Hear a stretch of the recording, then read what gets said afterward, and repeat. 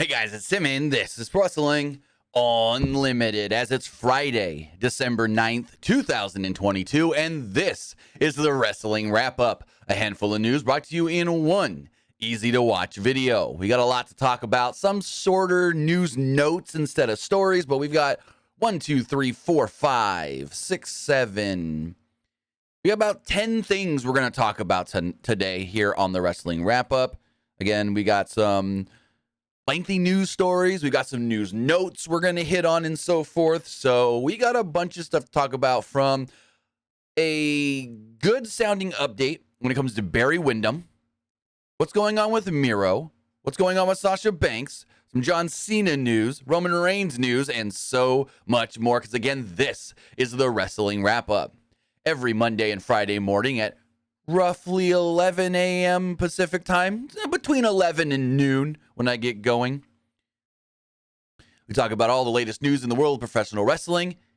And you can watch a couple of different ways. You can either watch live, twitch.tv/PWU Unlimited, or you can watch or listen later, whether that's youtube.com/Pro Wrestling Unlimited, or podcast services all around the globe like Stitcher, Spotify, Google Pod, Apple Pod, Anchor, iHeartRadio, and so much more.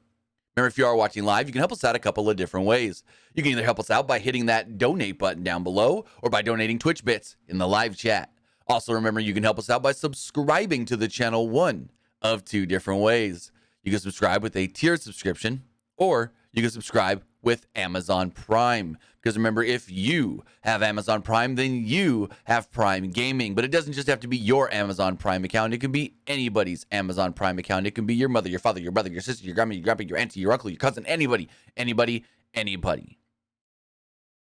Also remember that with subscribing to the channel, or with subscribing with Amazon Prime, you get a bunch of things like free games, free stuff for games, and you always get one free subscription to any Twitch channel you want to subscribe to throughout the month. And I'd greatly appreciate it if you did right here, Pro Wrestling Unlimited. Remember, on the flip side, you can go over to YouTube and become a channel member to support us over there. Hit the join button to become a channel member, and as a channel member, you get early access to news, early access podcast episodes, early access non-news videos, and so much more.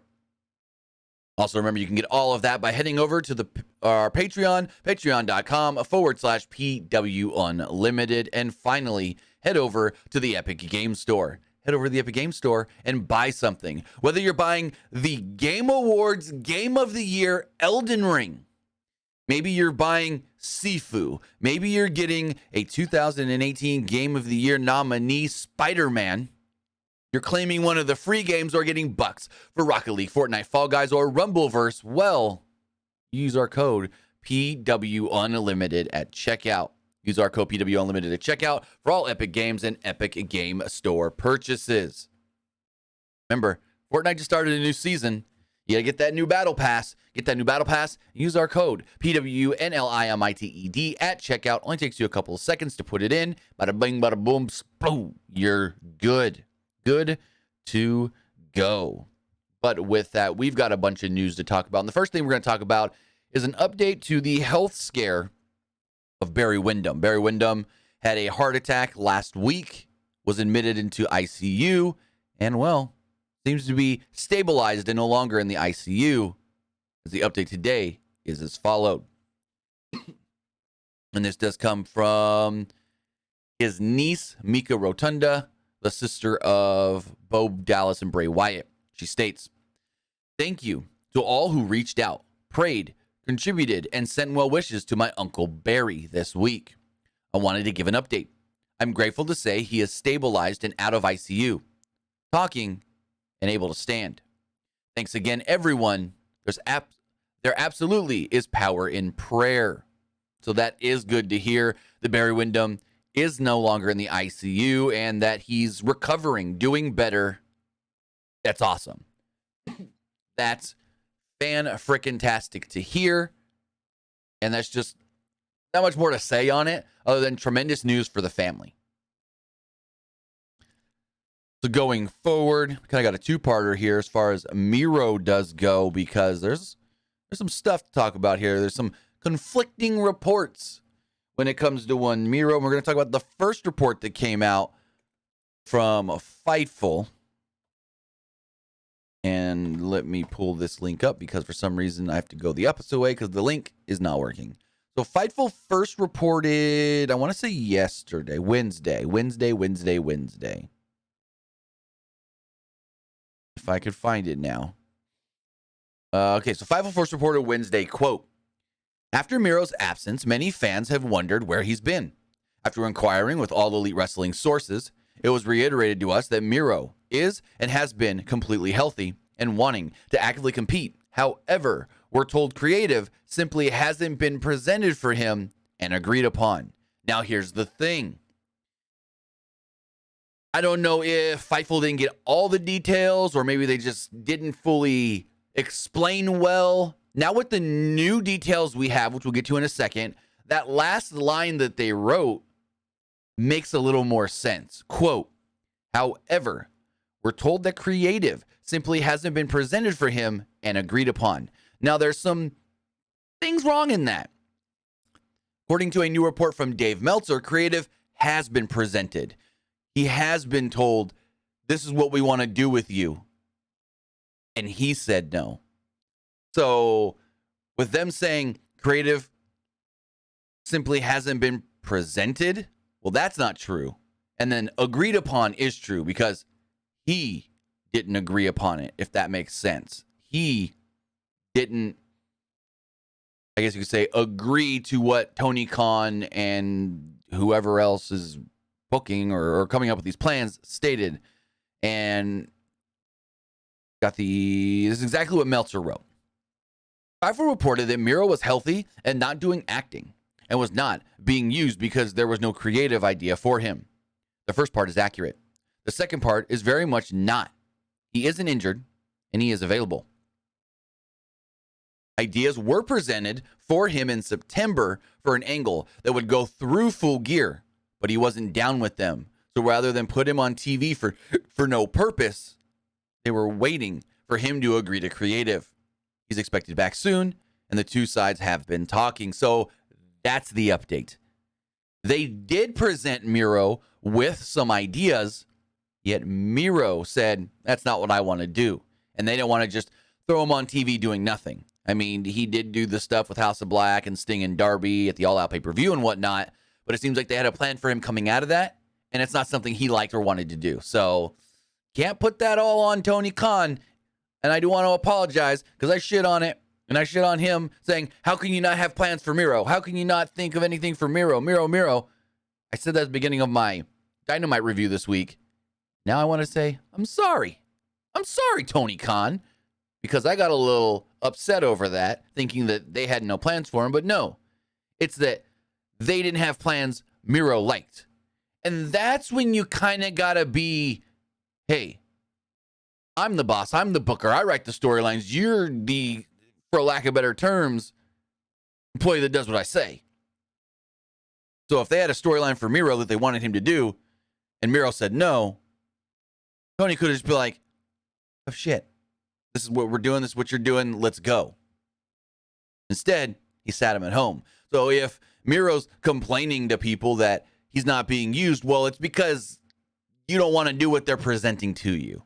So it kind of goes both ways. They got to figure out ideas that Miro likes, but at the same time, Miro's got to be accommodating to them because they're writing the storylines, not him. They are. Speaking of storylines, one big storyline going into the new year is what the heck is going to happen with Roman Reigns as the double champ as we lead in to WrestleMania season. Going into WrestleMania, the big question is, does Roman defend against The Rock? Does Roman just face The Rock in a non-title match? Does Roman defend both titles as one? Does Roman defend both titles separately? And we have some news on this for Dave Meltzer in the latest Wrestling Observer newsletter, as Meltzer wrote the following. One of the things talked about internally is WWE is for Reigns to wrestle both nights at Mania, with the working idea being Cody Rhodes and Dwayne Johnson. Nothing is definite, and actually today, the best bet is that it won't take place like that. There's also talks of splitting up the titles so Raw has the World Championship after Mania. But until anything, probably mid-January, But anything until probably mid-January, when plans have to be finalized because of the Rumble this year, is just talk. The complete overreaction when I noted that Johnson winning the Rumble was a pie in the sky idea, which of course is in a perfect world was the right situation, is just that situation. And Johnson has far bigger things on his plate, like the XFL launch, movies, TV, and whatever. So there we go. There is a working plan of Roman to defend both titles, and it sounds like maybe lose one of those, possibly to Cody Rhodes. And now we sit and wait. The Rumble is a month and a half away, and they basically got to lock something. I mean, they don't have to 100%, but they got to lock something in as far as figuring out who's winning the Rumble and then challenging Roman.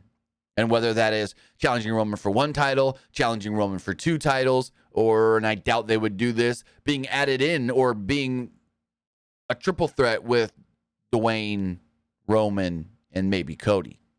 I doubt they go that route, the triple threat, whatever, but possibility. It's a possibility. Speaking of Roman Reigns, we do know that he was a little upset following the Survivor Series War Games match and suffered what was said to be a ruptured eardrum. But it looks like he's not the only one that suffered a ruptured eardrum in War Games, as Dave Meltzer wrote the following in the Wrestling Observer newsletter.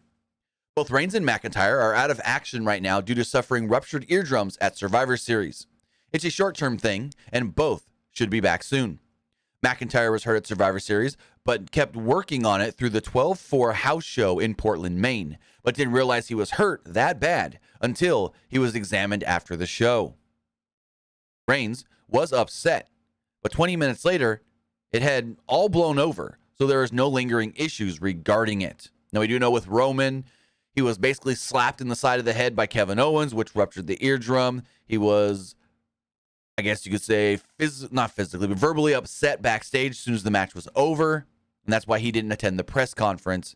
But it seems like everything has been smoothed over.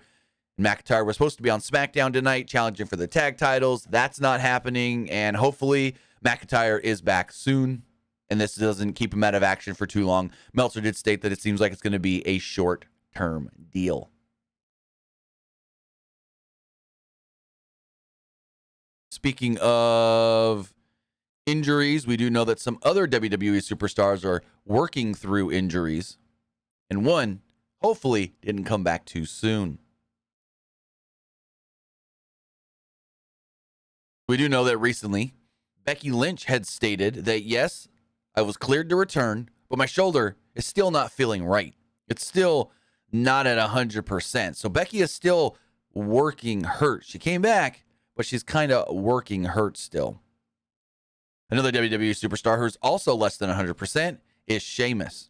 For Dave Meltzer in the latest Wrestling Observer newsletter, he states that Sheamus is currently, quote, banged up, but working through his issues.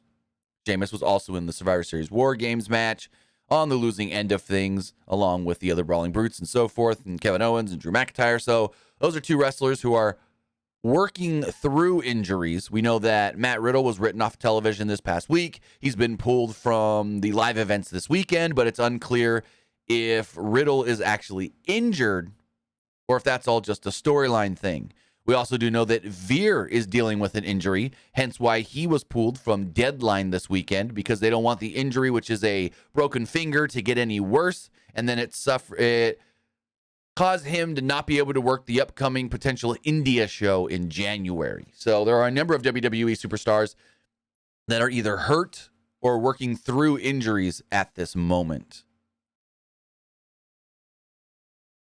Speaking of people working through injuries, we know that John Cena has worked through a multitude of injuries, came back earlier than expected from injuries, and well, we got an update on John Cena and his timeline-ish around WrestleMania season next year. An update has emerged on John Cena's availability in early 2023 ahead of WrestleMania 39 in April. With the April 1st and 2nd event set to emanate from California's SoFi Stadium, there's recently been speculation about a number of returns that could be planned for the show. Some have speculated that John Cena, who is currently making a name for himself as a Hollywood star, could appear, if not wrestle, at WrestleMania. We know that Logan Paul has kind of been pushing for that match. Yet, according to Dave Meltzer, in the latest Wrestling Observer newsletter, he states that Cena's 2023 film schedule is the latest addition to the concerns of big names being at next year's Mania. Meltzer states that Cena will be in Australia shooting the comedy movie Ricky Stanicky from February to March next year, which means that if Cena wants to work Mania, there may be no time for him to actually come in and set up a program.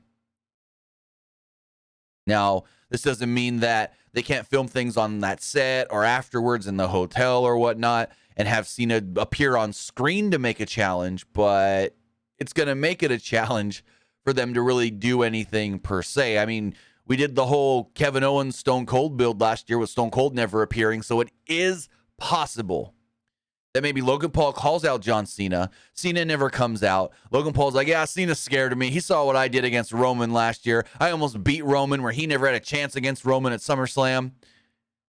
And then he challenges Cena to show up at Mania. All of what Kevin Owens did last year, telling Austin, show up at Mania. So there's still the potential of setting up a John Cena match and not needing Cena there for the build. But it's just makes it not as intriguing in some of the aspects. Also, according to a new report from Variety, they do state that as of right now, John Cena is scheduled for the final SmackDown of 2022, which would be taking place on the 30th in 3 weeks. So Cena's going to be on that SmackDown doing what? We don't know. Well, he's scheduled for the SmackDown. We don't know 100% if he's going to be there live in person. We don't know if he's going to be via video. We don't know exactly everything going on, but the Variety report does read as followed, if it will want to open.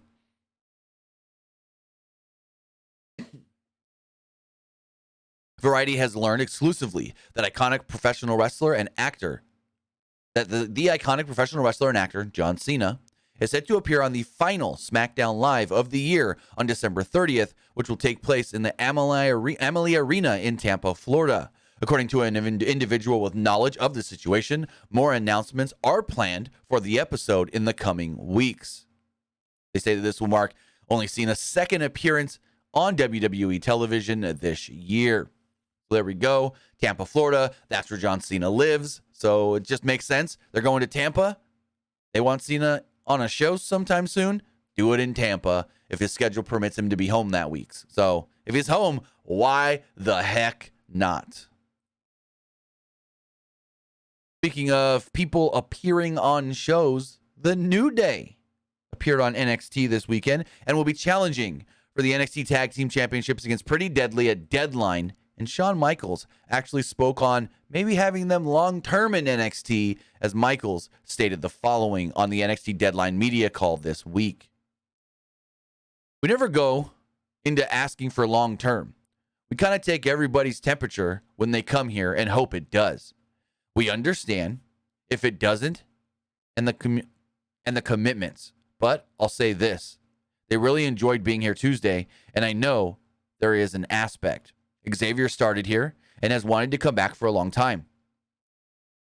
Michaels continued to praise the New Day and them wanting to give back to the NXT brand, stating, "It's amazing. The two young guys that have been doing this for a long time and have accomplished everything. They get to the point where they want to start to be able to give back. And I think that's where the New Day is. I won't lie. I'm absolutely hoping to take advantage of that. They really had a great time, and we are going to try and do everything we can to keep them here as long as we can." I asked them if we could broach those conversations, and they were certainly open to it. I'm really hoping it's certainly more than a one-time thing.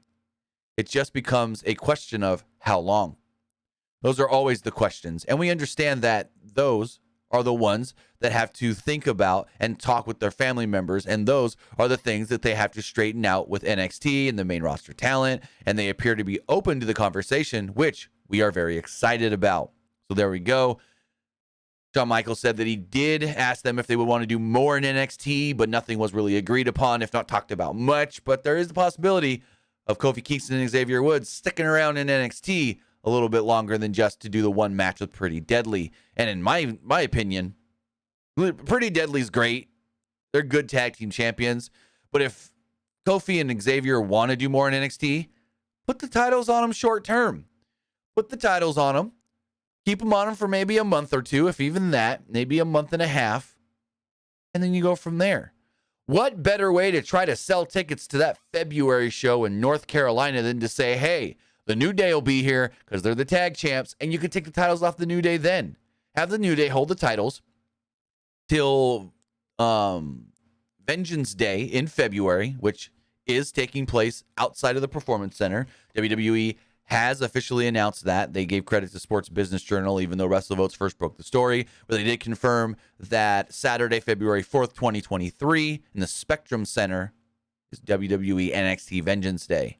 But why not keep the titles on the New Day till Vengeance Day, and then have somebody take them from them there? Whether that's Brooks and Jensen, whether that's Pretty Deadly getting the titles back, whether it's the Creeds or somebody else. I think that's a smart idea to sell tickets. Because it's not just, the NXT people will come. The normal NXT crowd will be here. No, you're trying to sell tickets in a new market. Well, maybe not new market, but another market.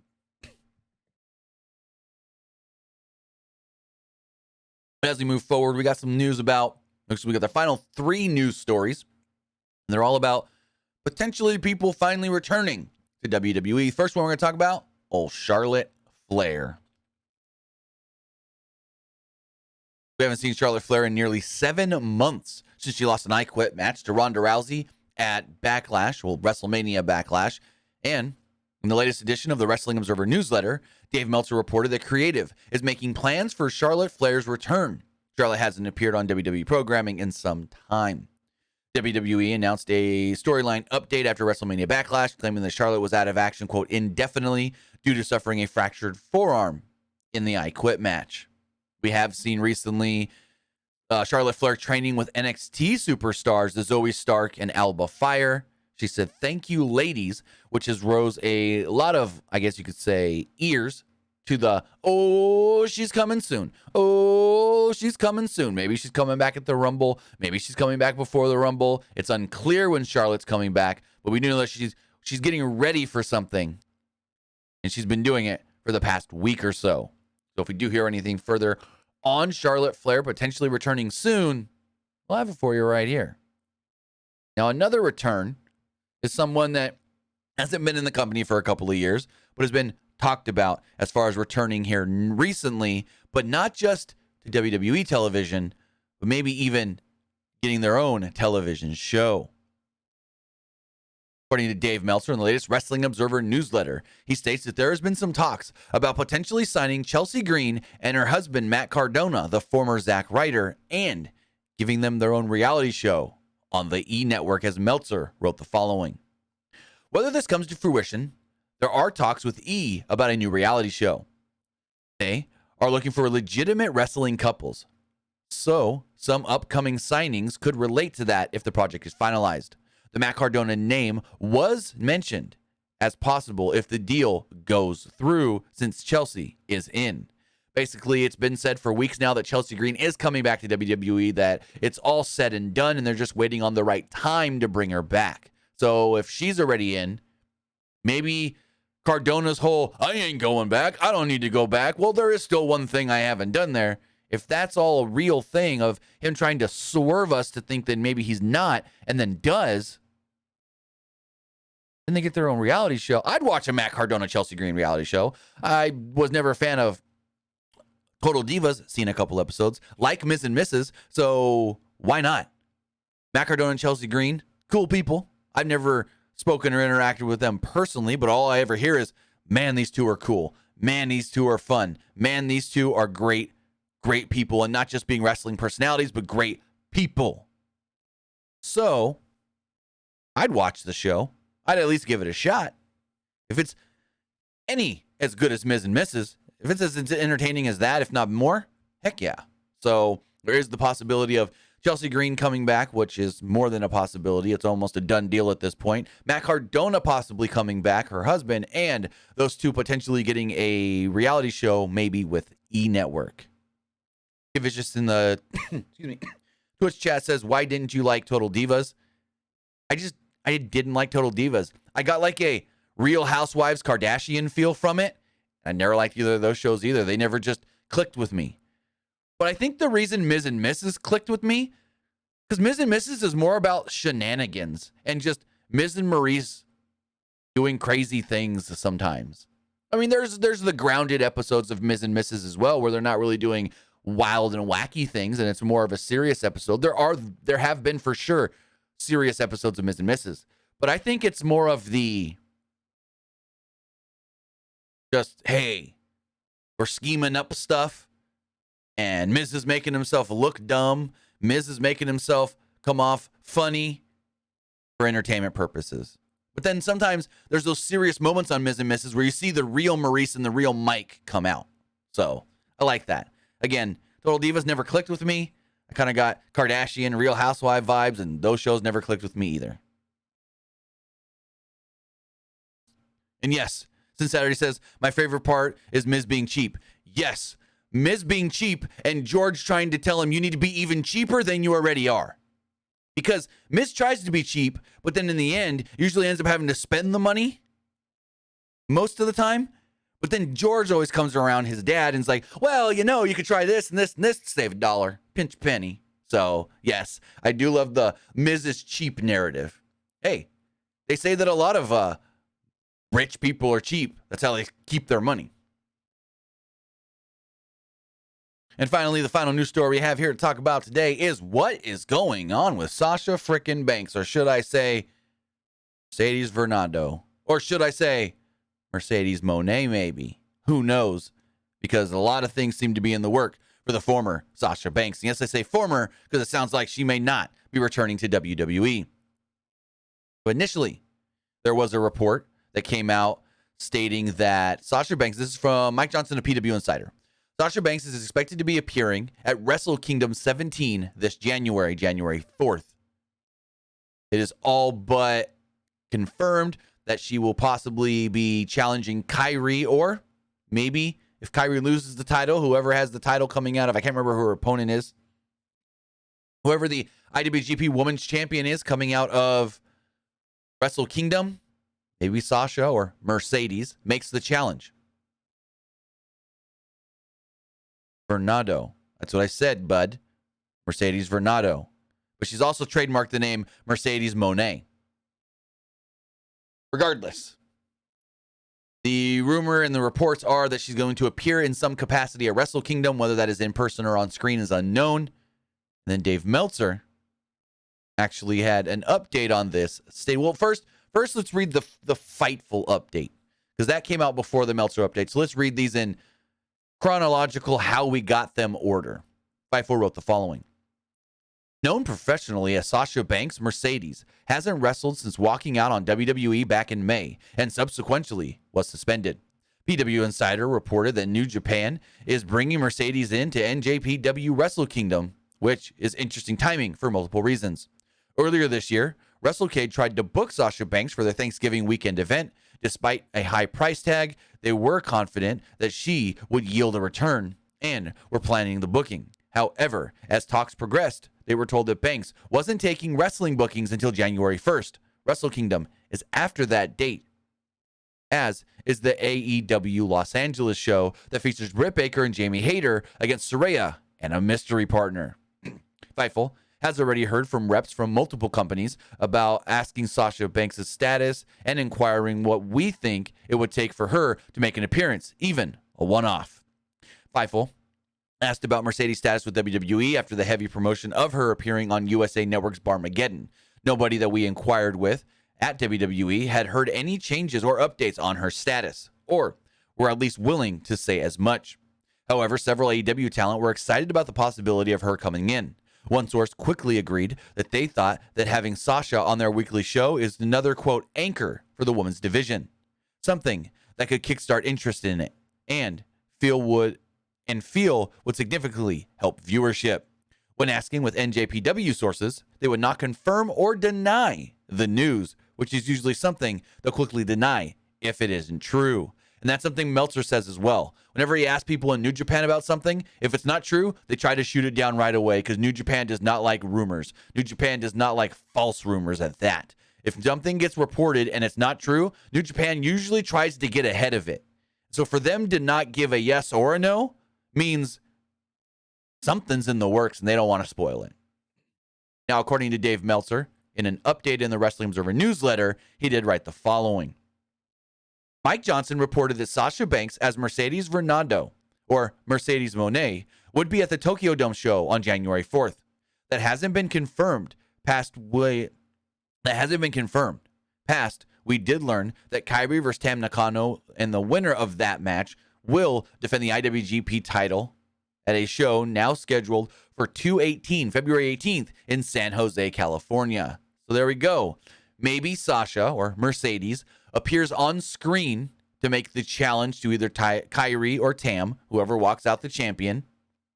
And then in San Jose, California, that's where the match takes place. I think that would draw a lot of fans to that show that otherwise is just going to be your normal 1,000, 1,500 person New Japan show that we usually get in the Bay Area now. I mean, we've had big 7,000 attended New Japan shows in the Bay Area, but that's when they first started going to the Bay Area. Now they get 1,500, maybe 2,000. So this is a very interesting one. All signs are pointing to Sasha Banks going to New Japan and working for them. But then if she's working for New Japan, that would also mean that she's working technically maybe with Stardom.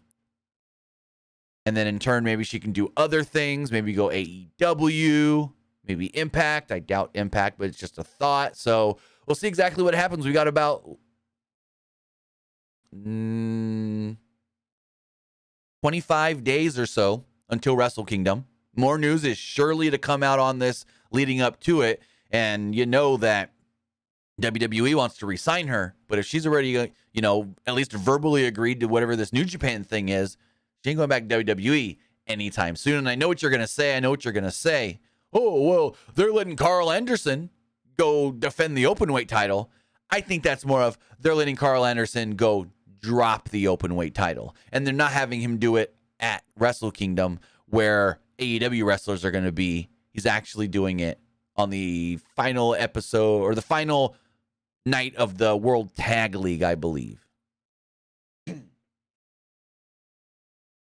But with that, guys, that's everything we got pertaining to the news over the last couple of days. Like I said, a lot of quick hit stuff, some more talk it out kinds of things. But with that, that's everything we got. Remember, it's Friday, so that means tonight is Friday Night SmackDown. As far as tonight's Friday Night SmackDown does go... Whoa. Hold on. Something may have been removed from SmackDown. Something may have been removed from SmackDown. What the heck, WWE? Yup. Something was removed from SmackDown.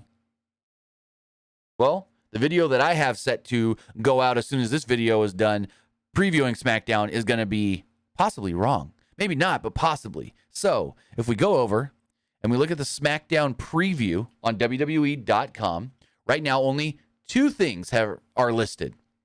We do know that, and we'll start from the bottom, we're getting the Kurt Angle birthday celebration because they're in his hometown. And the tag titles will be on the line when the Usos defend. Whoa. Wait, why is this? Oh, never mind. I'm looking at the graphic wrong. The Usos defend against Butch and Sheamus. But you know what was here 45 minutes ago before we went live? A match that said Shotzi versus Shayna Baszler. Now, I need to go and see if WWE has announced that match is off or they just completely pulled it. Let's go to WWE social media